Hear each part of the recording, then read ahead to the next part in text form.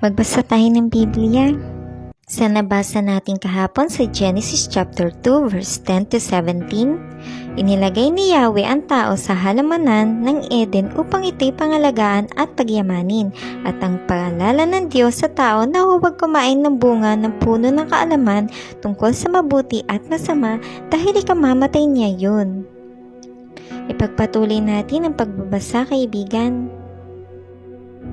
Genesis chapter 2 verse 18 to 25. Matapos gawin ang lahat ng ito, sinabi ni Yahweh, hindi mainam na mag-isa ang tao. Bibigyan ko siya ng makakasama at makakatulong.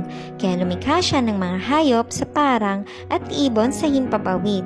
Inilapit sa tao at ipinaubaya dito ang pagbibigay ng pangalan sa mga iyon. Kung ano ang kanyang itawag, iyon ang magiging pangalan nila. Ang tao nga ang nagbigay ng pangalan sa lahat ng ibon at mga hayop, maging maamo o mailap. Ngunit wala isa man sa mga ito ang angkop na kasama at katulong niya. Kaya't pinatulog ni Yahweh ang tao. Samantalang nahihimbing, kinuha niya ang isang tadyang nito at pinaghilom ang laman sa tapat niyon.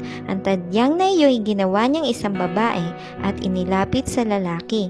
Sinabi ng lalaki, sa wakas, narito ang isang tulad ko, laman ng aking laman, buto ng aking buto. Babae ang siyang itatawag sa kanya, sapagkat sa lalaki nagmula siya. Ito ang dahilan kaya iniiwan ng lalaki ang kanyang ama at ina upang sumama sa kanyang asawa, sapagkat sila'y nagiging iisa. Kapwa sila hubad, gayon may hindi sila nahihiya.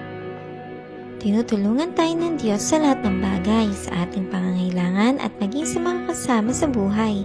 Kahit alam na ng Diyos ang pangangailangan natin, ipanalangin natin ito sa Kanya dahil gusto niya magkaroon tayo ng malalim na relasyon sa Kanya, sa ating Ama. Keep the faith. Lagi tayong magbasa ng Biblia dahil itong source of energy natin sa araw-araw.